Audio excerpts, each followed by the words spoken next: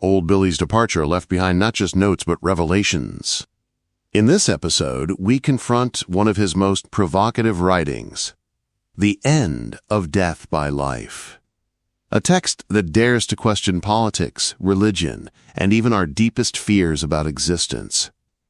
It's a passionate call to awaken consciousness, abolish the illusion of death, and reclaim life in its fullest transcendent form. Join us as Tiffany, Ava, and Dr. Gravana reflect, argue, and feel their way through Old Billy's words, where philosophy meets spirit and silence breaks into a river of living truth. Because sometimes, reading Old Billy is not about understanding with the mind, but awakening with the soul. When the fog descended, silence settled over the village after the discovery of Old Billy's departure. His notes were left stacked, serving as entertainment for the locals who chose to share them with others.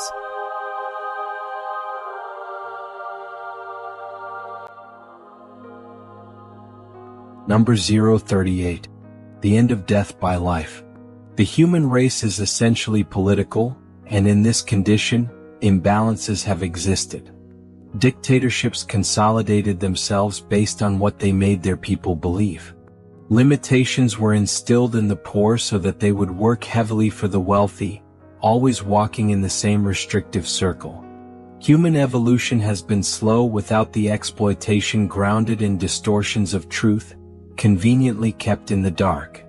However, more important than dethroning any political regime is awakening the consciousness that we are spiritual beings having a temporary physical experience. The obviousness of this fact is enough to illuminate the truth that frees us from the chains imposed by artificial human concepts responsible for the stagnation of our science and the atrophy of all laws that regulate human behavior. Therefore, bringing the truth about life that continues represents revolutionizing all the established perversity. But we were convinced to wait for the Messiah to do this work for us. Then time passes, and the individual battery runs out before we have dared to move forward in the discovery of ourselves. Speaking of discovery, we are the way, the truth, and the light. It was the lack of self-recognition that allowed all wars to be generated. It is the lack of consciousness of life that brought death to our minds. Then we decreed the end of full life, replacing it with something strictly rational that received an identity card and a social security number to give it importance. Spending an entire incarnation fearful of an inevitable transition.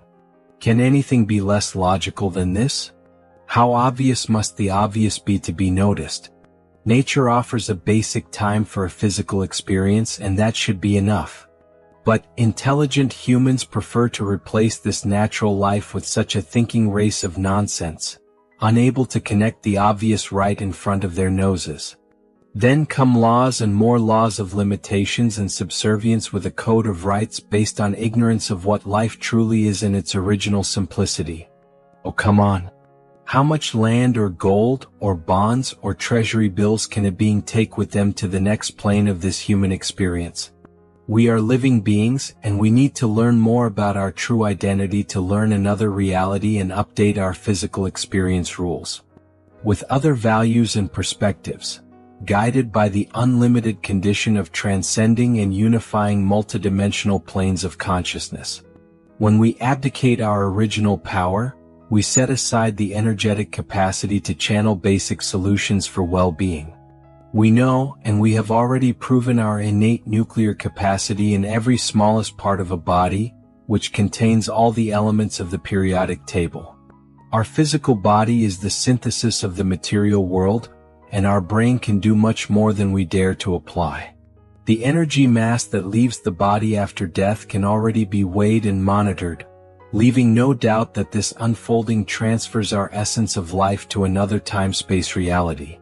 What a joy it is to know that by awakening consciousness and clearing our minds with the light of our own essences, we are dissolving the shadows cultivated by so many religions that failed to fulfill their purpose of relinking the consciousness of subtle bodies with the consciousness of the physical body. Instead, they invented twisted stories, created the concept of guilt, drew a paradise and gifted us with a hell, frightened the seers, and oppressed the sensitive people. They burned those who allowed themselves to bloom and instituted this terror of perpetual mental limitations. A humanity packed with death and without life. Now we enter schools where children are recognized and respected for their subtle abilities and learn to protect their connections with angels and multidimensional friends, becoming full adults with cosmic consciousness and the ability to cooperate in the natural expansion of living life. Life transforms the poor and limited human existence. Life tears open the chest and returns feeling and meaning to the hearts and minds of all. Giving space for life begins with the abolition of the manipulated concept of death. In obedience to living life, navigating the natural course, reason and feeling discover themselves, fall in love, marry, and procreate transcendental truth when emotion ensures harmonious balance without favoritism. Life frees death within each one, annihilating ignorance with the light of living essences in all and everything.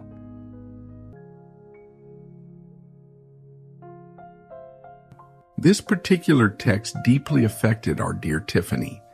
It seems to me that she was moved by the objectivity with which Old Billy approaches topics related to spiritual awakening, critique of societal limitations, the illusion of death, transcendence and multidimensionality, the power of consciousness, the importance of feeling and emotion.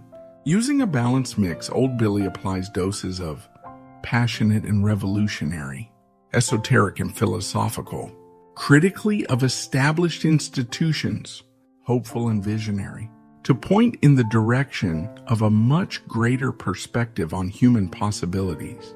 So Ava, do you want to read and perhaps comment on the analysis left by our friend Tiffany, or do you prefer to go another way? So Brian, I also read Tiffany's analysis, and it greatly influenced my own view of the text. It was as if Tiffany's written words found a different passage than the one through which I usually receive other people's ideas, and entered me through an alternative channel. I'm not referring to the emotional channel, which I know well, but rather something like a river whose waters had been replaced by feelings. Therefore, I don't want to comment on Tiffany's analysis. I prefer to just read, and I hope that the experience I had can be shared with all of you. Here it is. This text presents a passionate, philosophical, and somewhat esoteric argument about the nature of human existence, consciousness, and the limitations imposed by societal structures and traditional beliefs. Here's an analysis of its key themes and arguments. 1. Critique of political and societal structures. The text begins with a critique of political and societal imbalances, particularly dictatorships and the exploitation of the poor by the wealthy. It argues that these structures rely on the manipulation of truth and the suppression of knowledge to maintain control. This sets the stage for a broader critique of human-made, artificial concepts that limit human potential. 2. Spiritual awakening and consciousness. The central argument is that true liberation comes from a spiritual awakening, the realization that we are spiritual beings having a temporary physical experience.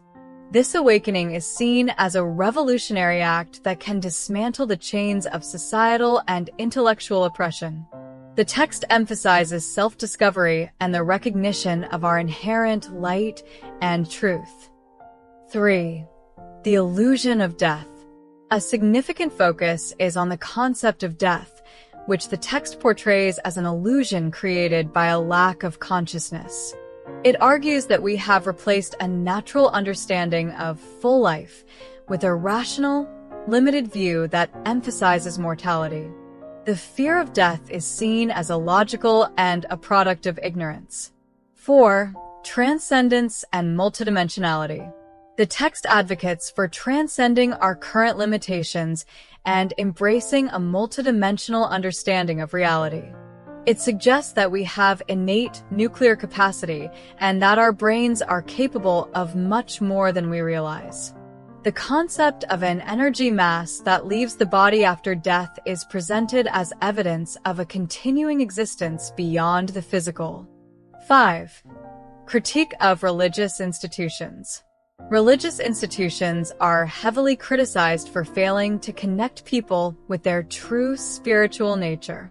They are accused of creating fear, guilt, and limitations through twisted stories and the concepts of paradise and hell. The text envisions a future where children are educated in cosmic consciousness and subtle abilities. 6. Emphasis on life and feeling. The text concludes with a powerful affirmation of life as a transformative force. It calls for the abolition of the manipulated concept of death and the embrace of feeling and emotion as pathways to truth. The idea of procreating transcendental truth through the union of reason and feeling is presented as a path to harmonious balance. The text blends spiritual concepts with social commentary, creating a unique and compelling vision of human potential and liberation. Our colleague, Dr. Dustin Gravana, a psychiatrist, appears to have a differing perspective on Tiffany's text. Dr. Gravana, would you like to elaborate? Psychiatry would approach the end of death by life with a focus on understanding the underlying psychological factors that might be contributing to its content, while also considering the individual's overall well-being. The myriad of mental disorders that could be correlated with this text is extensive, encompassing almost all known diagnoses and many that may be coined in the future. However, I'm not going to list any. This time, I'm going to risk a voluntary experiment in communicating with old Billy's notes as if the river of feelings mentioned by Ava were real. I want to give myself permission to expand my channels of perception. The worst that could happen is nothing happening, right? Wow, Dr. Gravana, that is life that goes on.